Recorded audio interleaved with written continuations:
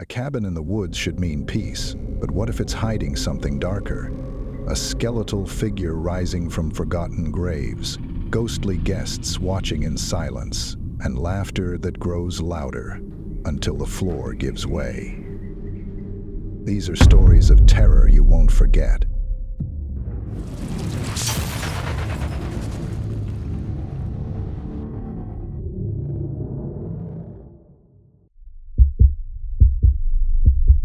I rented a cabin in the woods to paint. There's something wrong with the graves surrounding it, and it's not done growing. I never should have come to this place. That's what everyone says in these situations, right? But the truth is, I needed to come here. After losing Marvin, the city had become unbearable, a suffocating maze of sympathetic looks and whispered condolences.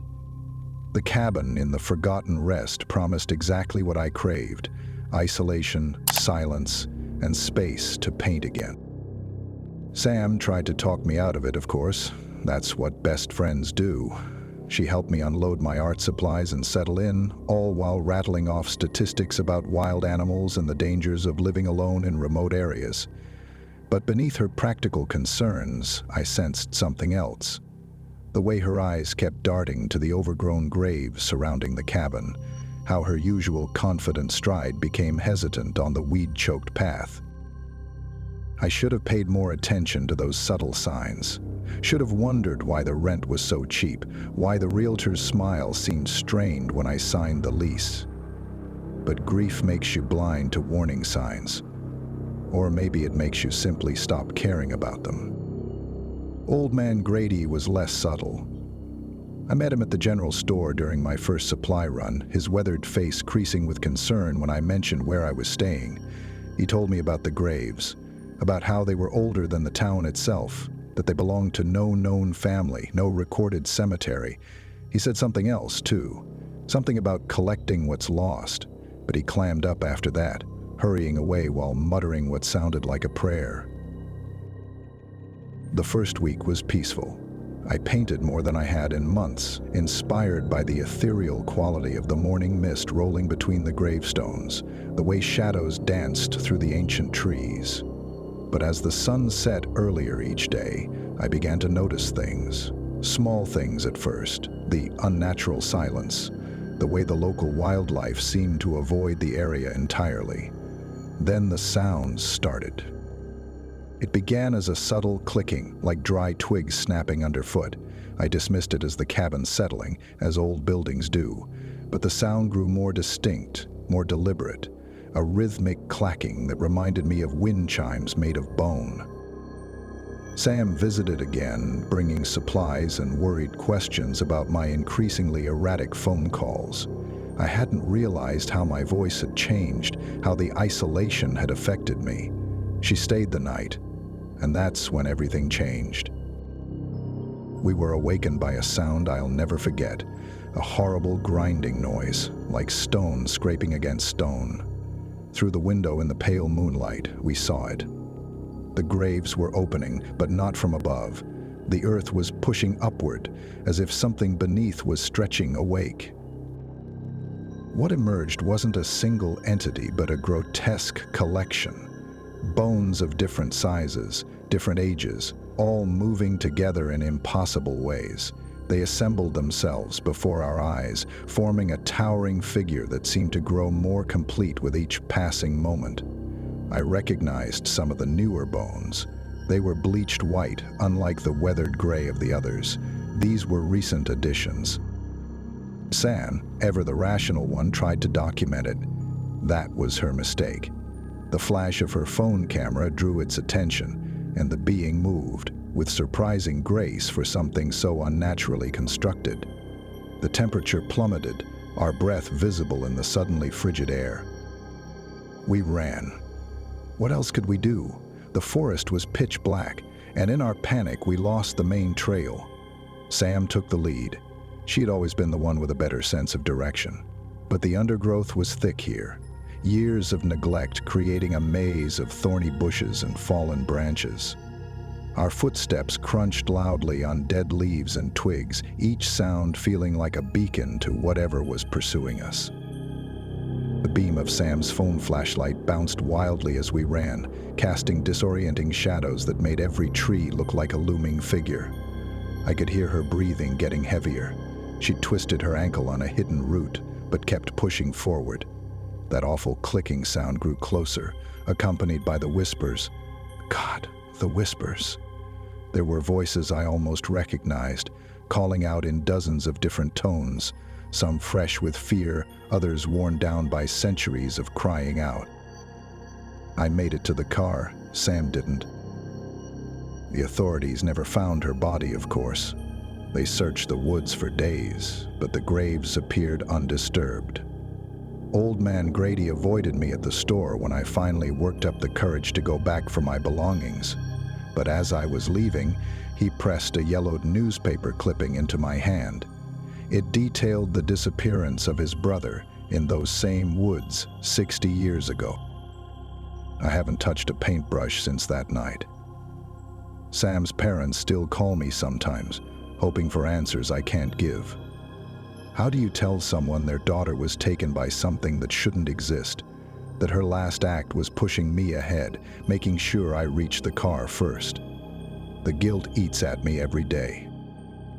I drove past the cabin last month. There's a new car in the driveway, probably some other artist or writer looking for solitude. I almost stopped, almost walked up to warn them. But the sun was setting, casting long shadows across those nameless graves, and I couldn't make my feet move any closer. Instead, I drove straight to Sam's parents' house and stayed with them until dawn. They're the only ones who understand why I can't be alone in the dark anymore, why I flinch at the sound of branches scraping against windows. We sit together, sharing memories of Sam, trying to keep her alive in the only way we still can. It's not enough. It will never be enough. That's the thing about grief. It doesn't need whispers in the dark or monsters in the woods.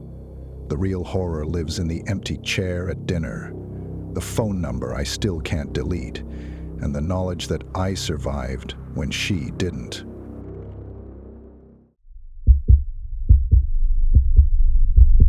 I found an abandoned cabin during a blizzard. The previous occupants never left.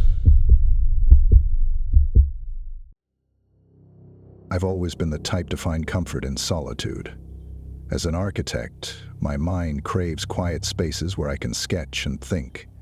That's why I started taking these solo hiking trips, to escape the constant noise of deadlines and client demands.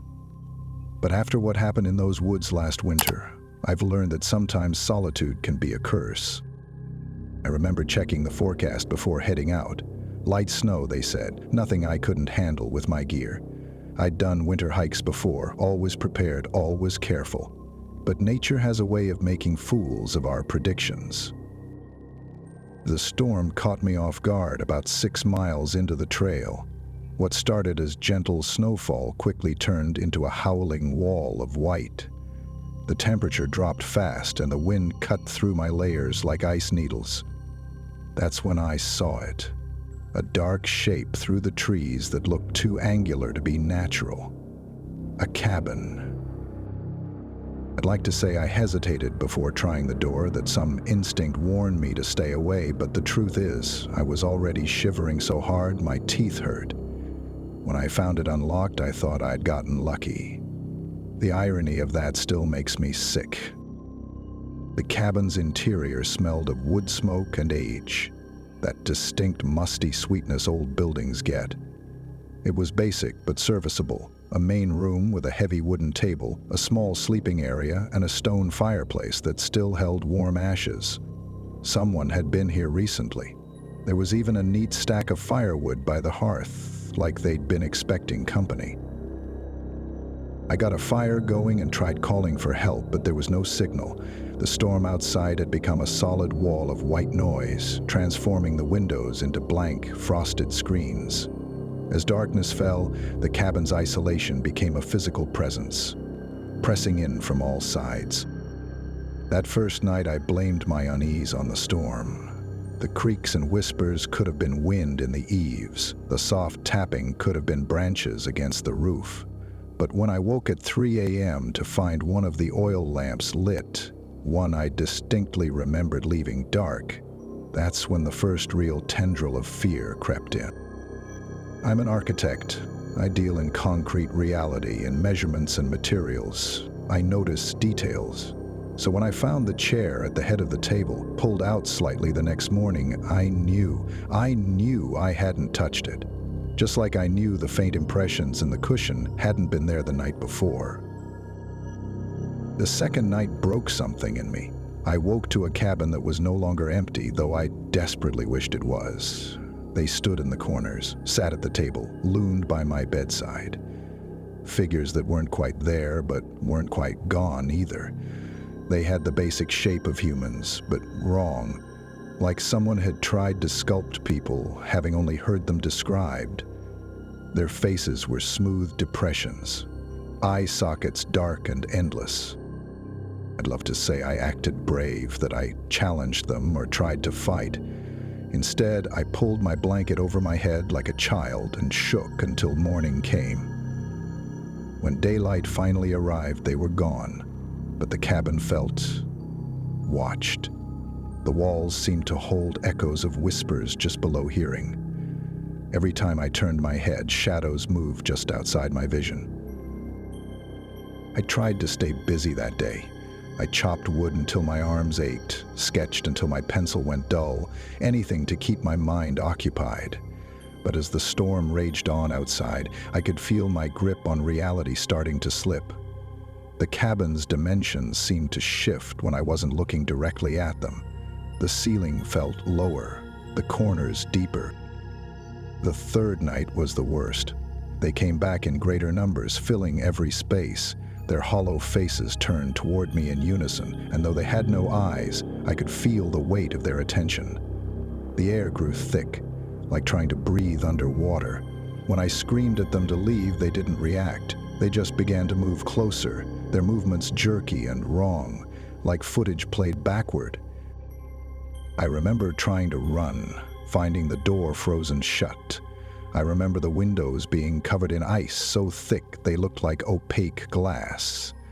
I remember the pressure building in my head until the edges of my vision went dark.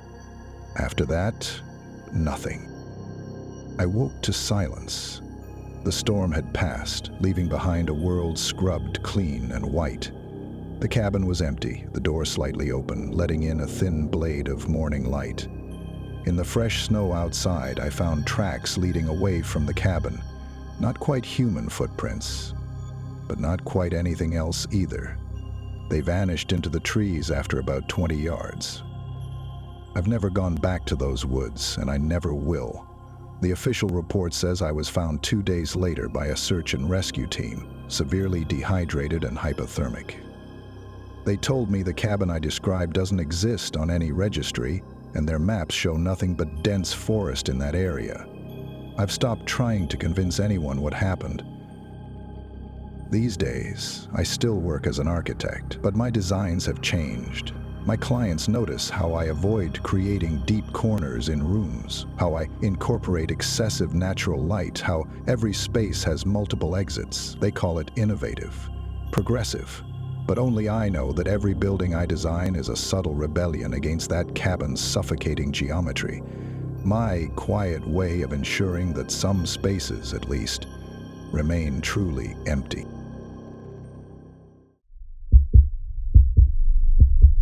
I'm a carpenter with severe arachnophobia. What I found in my uncle's abandoned cabin made me realize my fear wasn't irrational. I never wanted to inherit Uncle Oliver's hunting cabin. The moment I received the deed in the mail, my stomach churned at the thought of those dense woods he used to disappear into for weeks at a time. As a carpenter, I should have been excited about the prospect of fixing up a property, maybe even flipping it for profit. But there was something about that place that always felt wrong, even in the few photographs I'd seen. The drive up took nearly 4 hours, my truck creeping along unmarked dirt roads as my GPS signal faded in and out. The forest pressed in from all sides, branches scraping against the windows like desperate fingers. I kept telling myself this was just another job site inspection, no different from the hundreds I'd done before. But my hands were already sweating on the steering wheel. You see, I have this thing about spiders. Not just a normal dislike. We're talking full-blown, panic attack-inducing arachnophobia. It's cost me jobs before, especially during basement renovations. But I'd gotten better at managing it over the years. Learned to breathe through the fear. Remind myself that they're more scared of me. What a joke that seems now. The cabin appeared suddenly through the trees, a dark shape hunched against the deepening twilight. The architecture was all wrong. Angles that shouldn't exist, windows placed at irregular heights. Uncle Oliver had built it himself, and now my professional eye could see why no one had wanted to buy it after his disappearance. The roof sagged dangerously, the porch listed to one side, and the whole structure seemed to lean like it was trying to escape back into the forest. I pulled out my inspection checklist, determined to approach this systematically. Foundation first, then structural integrity, then utilities if any existed out here. The beam of my flashlight caught countless cobwebs as I approached the porch, but I forced myself to focus on the rotting boards beneath my feet instead. Just regular spiders, I told myself. Nothing to worry about. The front door opened with a shriek of rusted hinges. The air inside was thick with dust and decay, and that musty smell all abandoned buildings share. But there was something else, something chemical and wrong, like formaldehyde and copper pennies. My flashlight revealed walls absolutely covered in webs. Not the delicate ones you'd find in corners, but thick, ropey strands that looked almost deliberate. That's when I saw the first one. I thought it was a trick of the light at first, maybe a child's toy caught in the webbing, but then it moved and I saw its face. A human face, perfectly formed but miniature, stretched across the spider's abdomen like a grotesque tattoo. Eyes that shouldn't be able to blink did exactly that, and lips that shouldn't exist curved into a smile that sent ice through my veins. I stumbled backward, my toolkit clattering to the floor. More movement caught my eye, dozens, hundreds of faces emerging from the webs. Each one different, each one horribly familiar. I recognized my grandmother's features on one, a childhood friend on another. The faces whispered and laughed, their voices a chittering chorus that filled my skull. My back hit the door, but it wouldn't budge. The webs were sealing it shut, growing thicker by the second. I could feel them brushing against my skin now, light as butterfly wings, but wrong, so wrong. The spiders were descending, their human faces all turning to look at me with terrible recognition. That's when I saw Uncle Oliver. His face spread across the largest spider I'd ever seen, emerging from a hole in the ceiling. He looked exactly as I remembered him, except his eyes were now compound, reflecting my terror back at me in fractured mirrors. He opened his mouth to speak, and I watched in horror as mandibles clicked behind human teeth. My body moved before my mind could process what was happening. I slammed my shoulder into the door, feeling the web stretch and snap under my desperate strength. The barrier gave way with a sound like tearing flesh, sending me sprawling onto the rotting porch. Pain shot through my palms as splinters dug into my skin, but I scrambled to my feet, knowing what was behind me. The chittering chorus grew louder as I sprinted to my truck. My hands shook so badly I dropped the keys twice before finally jamming them into the ignition. In the rearview mirror, I saw them pouring out of the cabin's windows and door, a writhing mass of legs and faces, all moving with horrible coordination. The engine roared to life just as the first ones reached my back tires. I floored it, tires spinning in the dirt before finally finding purchase. The truck fishtailed wildly as I took the narrow turns at dangerous speeds, branches whipping against the windows. The voices followed me down those winding roads, carried on a wind that shouldn't have been able to catch up to a speeding vehicle. Welcome to the family. I filed the paperwork to demolish the cabin the next day. The demolition crew quit halfway through, claiming their equipment kept jamming with webs too tough to cut through. The second crew refused to go near the place after their foreman disappeared for several hours and returned pale and shaking, refusing to speak about what he'd seen. The cabin still stands somewhere in those woods. I've spent 15 years in construction, dealing with rotting beams and crumbling foundations, always certain there was a logical solution to every problem. But now I understand why some buildings are left to decay, why some doors are better left closed. The forest has grown thicker around that place, and the roads that once led there have been slowly swallowed by vegetation. I've returned to my life in the city, to the clean lines and solid mathematics of my work. But sometimes, when I'm alone on a job site and hear an unexpected sound in the walls, I remember those faces, and I'm grateful that some mysteries in this world remain buried in dark woods, in places too remote for anyone to stumble upon them again.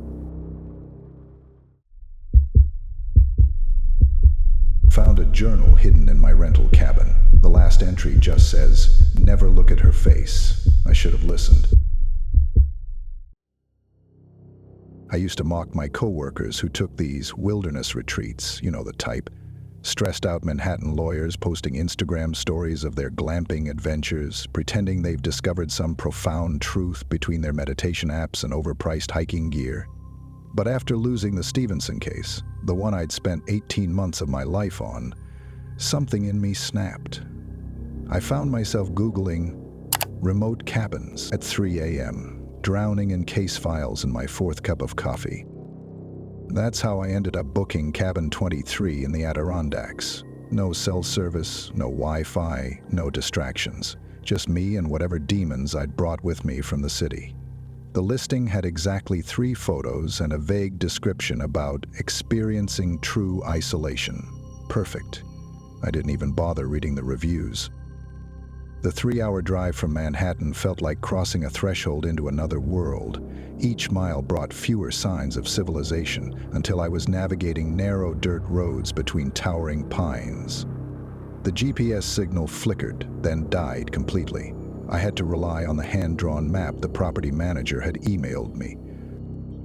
I nearly missed the unmarked turnoff for Eagle Creek Road, having to brake hard when I spotted it.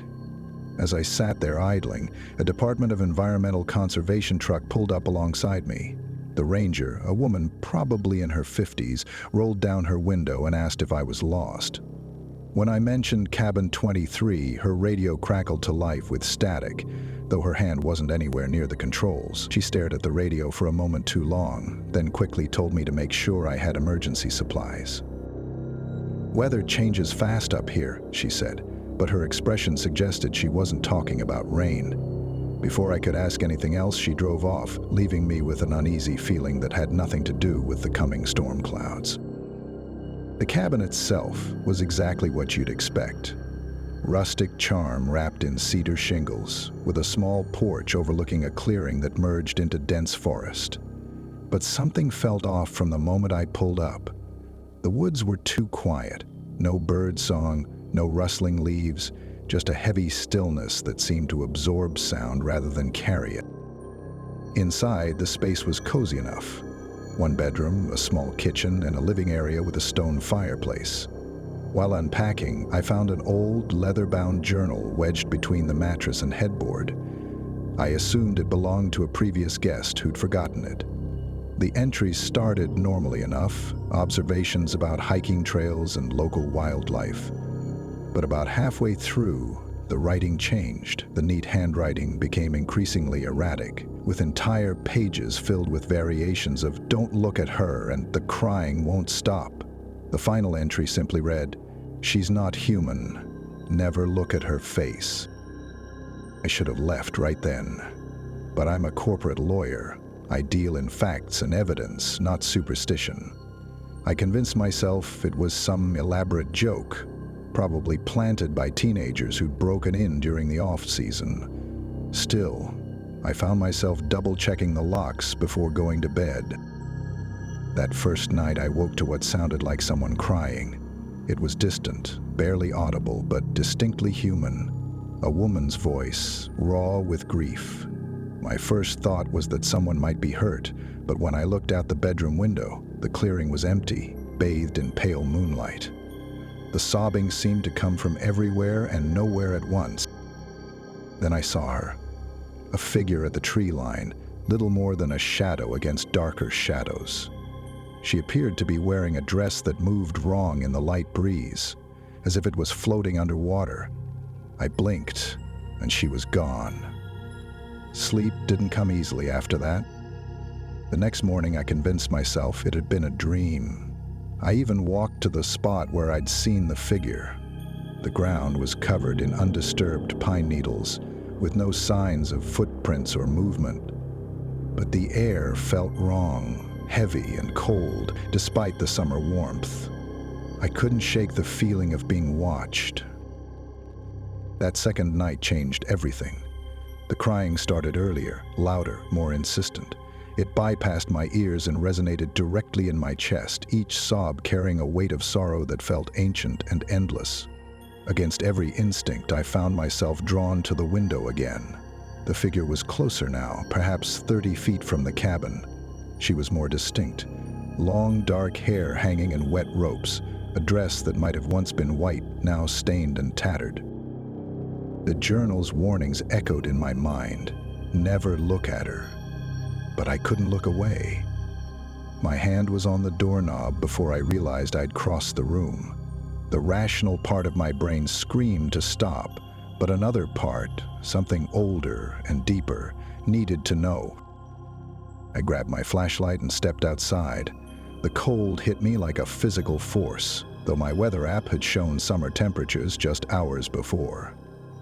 The crying grew more intense with each step I took toward the figure. The beam of my flashlight seemed to bend around her, never quite illuminating her directly. 20 feet away, 15, 10, close enough now to see her shoulders shaking with each sob. I called out, asking if she needed help. The crying stopped abruptly, leaving a silence so complete it felt like a vacuum. She began to turn, movements jerky and unnatural, like a video playing in reverse. What happened after still gives me chills. Where her face should have been, there was nothing. Not darkness, not a void, but an absence so complete it hurt to look at. It was like my mind couldn't process what my eyes were seeing, and reality itself seemed to warp around that impossible emptiness. I felt a pull. Not physical, but like my consciousness was being drawn toward that nothingness. My body reacted before my mind could catch up. The flashlight slipped from my numb fingers as I stumbled backward, my feet tangling in the undergrowth. I caught myself against a tree trunk, its rough bark cutting into my palms. The figure took a step forward. A movement that looked wrong, like someone had edited frames out of a video. The air grew so cold my lungs burned with each breath. I half crawled, half scrambled back toward the cabin, keeping my eyes fixed on the ground. The figure's sobs transformed into something else, a sound that mimicked laughter but felt like crying, multiplying until it seemed to come from every direction. My shoulders slammed into the cabin's doorframe as I fumbled with the handle. Inside, I kicked the door shut and braced a chair under the knob, though some part of me knew it wouldn't matter. Physical barriers meant nothing to whatever was out there. In the bedroom, I wedged myself between the bed and the wall, watching as shadows danced beneath the door. The sobbing surrounded the cabin, rising to a fever pitch that made the windows vibrate. Each cry seemed to steal more warmth from the air until I could see my breath misting in front of me. The journal lay open beside me, its warnings now making terrible sense. It lasted for hours. When dawn finally broke, I didn't bother packing. I got in my car and drove until the gas light came on, stopping only when I reached the outskirts of Albany. Later, I called the property manager to arrange for my belongings to be shipped back. He didn't seem surprised. I did some research afterward. Cabin 23 had been built in the 1920s. Over the decades, there had been 6 documented disappearances of guests, all solo travelers. Local legend spoke of a woman who lost her children in those woods and died searching for them, her grief so powerful it tethered her spirit to the forest. But I don't believe that's what I encountered. The thing I saw was older, wearing grief like a mask to lure in those who would try to help. There's a reason why all the previous tenants left this cabin early. I found out why.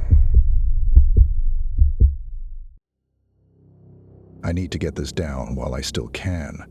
My hands won't stop shaking, and the voice recorder keeps glitching every time I try to speak into it. There's dirt under my fingernails and soot on my clothes, but I can't bring myself to clean up, not yet. Not while the echo of that laughter still rings in my head. I should start from the beginning while my thoughts are still somewhat coherent. My name is Ethan Walker. I write travel pieces for various magazines, specializing in remote destinations, places where people go to escape, to find themselves. The irony isn't lost on me now. 3 weeks ago, I was desperate for solitude. Writer's block had hit hard, and my editor was breathing down my neck about missed deadlines. That's when I found the listing for the cabin. The place seemed perfect on paper, far enough from civilization that my phone would probably stop working, with just enough rustic charm to feel like I was actually living one of my travel pieces. The price was surprisingly low for such a spacious property, which should have been my first warning. The rental agent seemed oddly relieved when I paid for a month up front. She mentioned something about previous tenants leaving early, but I barely paid attention. I was too focused on the idea of finally having space to think, to write, to reset.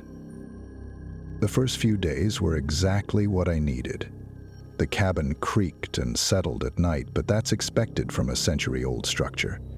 I even found the sound comforting, like the building was alive with stories waiting to be told. I set up my laptop near the stone fireplace, established a routine, and started making progress on my work. Then came that first night. I was drifting off to sleep when I heard it. A soft, almost childlike giggle from somewhere beneath the floorboards. At first I dismissed it as the wind, or maybe some small animal that had made its home under the cabin. But there was something off about the sound, something that made my skin crawl. It wasn't just one voice laughing, but several, layered together in a way that seemed to mock the very concept of joy. I told myself I was being ridiculous. Years of debunking local legends and supernatural stories had taught me that there's always a rational explanation. Always. The next morning, I even convinced myself it had been a dream. But the laughter returned the next night, louder this time. It seemed to follow me from room to room, always emanating from just beneath my feet. I found myself walking on tiptoe, trying to avoid making the floorboards creak, as if that would somehow keep whatever was below from noticing me. That's when I started seeing the changes in the cabin. Small things at first. A chair slightly out of place, my coffee mug on the opposite side of the table from where I'd left it. I began taking photos on my phone, trying to prove to myself I wasn't imagining things. The photos showed something else too. The trap door in the living room floor was gradually opening, day by day, fraction by fraction. I wish I could say I left then. Any rational person would have, but my pride, my stubborn need to prove there was a logical explanation, kept me there. I convinced myself I was manufacturing mystery to avoid my work, turning cabin fever into a ghost story. The night I finally decided to investigate the crawl space, the laughter changed. It began mimicking my own nervous chuckle, the one I'd been using to reassure myself. That's when true fear set in. Not the jump scare kind, but the deep, primal terror that turns your bones to ice. The beam of my flashlight revealed carvings in the support beams under the cabin. Hundreds of crude mouths, carved with obsessive detail. Some seemed to shift when I wasn't looking directly at them, like animations caught between frames. The air was thick with the smell of old earth. And something else, something that reminded me of spoiled meat.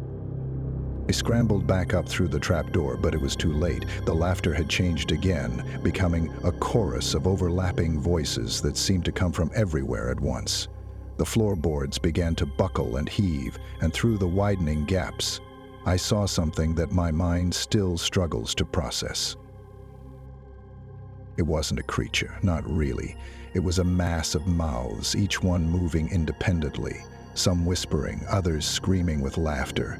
They formed a roughly human shape, but nothing about it was human. The mouths spoke my name, repeated conversations I'd had with myself when I thought I was alone, mimicked my phone calls with my editor.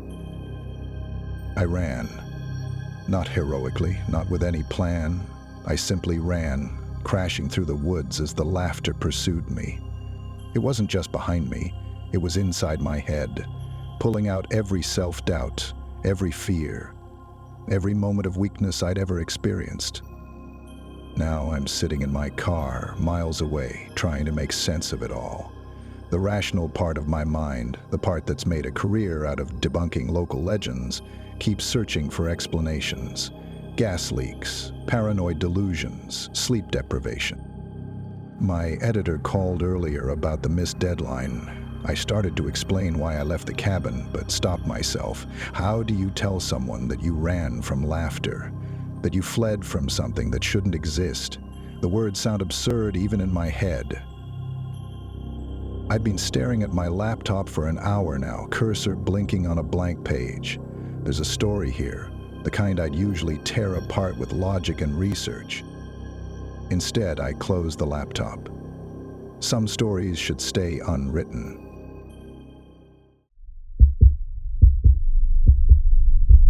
Something in the woods is using life to lure people. I almost became one of them. I never thought a single light could change everything I believed about reality. But here I am, trying to make sense of what happened that night in the woods, knowing that no one will believe me. Even now, looking at my camera roll full of pitch-black frames where there should have been something, anything, makes my hands shake. The cabin seemed perfect when I first arrived. Nestled deep in the Cascade Mountains, it was exactly what I needed to capture the kind of raw, untamed wilderness shots that would finally get me noticed. I'd been chasing that big break for years, watching other photographers land magazine deals while I struggled to find my unique perspective. This time would be different. I had 3 days of solitude, my best equipment, and determination burning in my chest. Old man Cooper, who owned the property, kept rambling about strange lights in the woods while handing over the keys. I barely paid attention, too busy planning my shot list for sunrise, though something in his tone made me pause. The way his voice dropped when he mentioned how the forests here had their own will. I brushed it off as local color, the kind of folklore every small town loves to share with visitors. The first day went perfectly. I caught golden hour just right, managing to frame a series of shots showing dew-covered spiderwebs that looked like strings of diamonds in the dawn light. By nightfall, I was reviewing the photos on my laptop, making minor adjustments, and feeling more confident than I had in months. That's when I saw it. A faint flicker through the window, like someone holding a lantern behind a curtain of trees. At first, I thought it might be another photographer, or maybe some hikers setting up camp, though I could have sworn Cooper mentioned there weren't any designated camping spots for miles. I tried to focus on my work, but the light had an unsettling pattern to it, like Morse code slowed to a crawl. 3 long pulses, then 2 quick ones, over and over. Something about that rhythm made the hair on my neck stand up, as if it was trying to communicate. Before I knew it, I was pulling on my boots and grabbing my camera. If it was some rare natural phenomenon, like bioluminescent fungi or a unique firefly species, it could be exactly the kind of shot I needed. The forest at night was different from anything I'd experienced during the day. The darkness felt alive, pressing against my skin like cold silk. The beam of my flashlight seemed to be swallowed by it, barely penetrating a few feet ahead. But that other light, that strange dancing flame, remained clear as a beacon. I should have realized something was wrong when I checked my first shot. The screen showed nothing but blackness where the light should have been. I told myself it was just the exposure settings, but deep down, something felt off. Still, I kept walking, driven by a curiosity that felt less like my own with each step. The voices started so gradually that I didn't notice them at first. Whispers that could have been wind through leaves, except they formed words just beyond comprehension. They grew louder as I walked deeper into the woods, becoming a chorus of urgent murmurs that made my skin crawl. Then the light vanished. The silence that followed was absolute. Even the normal forest sounds, crickets, rustling leaves, distant owls, had gone quiet. My flashlight flickered and died, leaving me in a darkness so complete I couldn't see my hand in front of my face. Panic rose in my throat as I realized I had no idea which direction the cabin lay. That's when I heard them. Footsteps, not just from one direction, but all around me, circling slowly like wolves around prey. The flame reappeared, closer now, and in its glow I saw them. Shadows that shouldn't have been there, figures that seemed to be made of smoke and ember. They moved like people, but were wrong in ways my mind couldn't process. But the worst part? The light began to show me things. My father's proud smile when I graduated, the hug my sister gave me before I moved away, the kiss Sarah and I shared before I chose my career over our relationship. Each memory glowed with warmth and promise, urging me to step closer, to reach out and touch the flame that now seemed to hold everything I'd ever wanted. I was one step away from the fire when lightning split the sky. The sudden flash burned away whatever spell had taken hold of me, and in that instant I saw them clearly.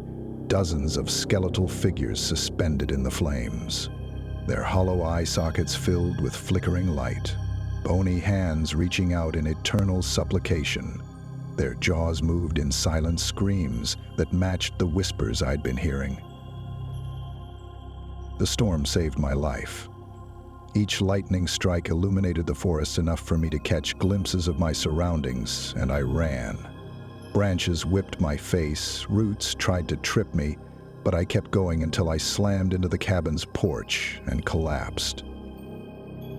When dawn came, I threw my gear into my car and left, not even bothering to check out properly. I submitted my sunrise photos to the magazine, the dew-covered webs, the misty valleys, the lone hawk against the morning sky.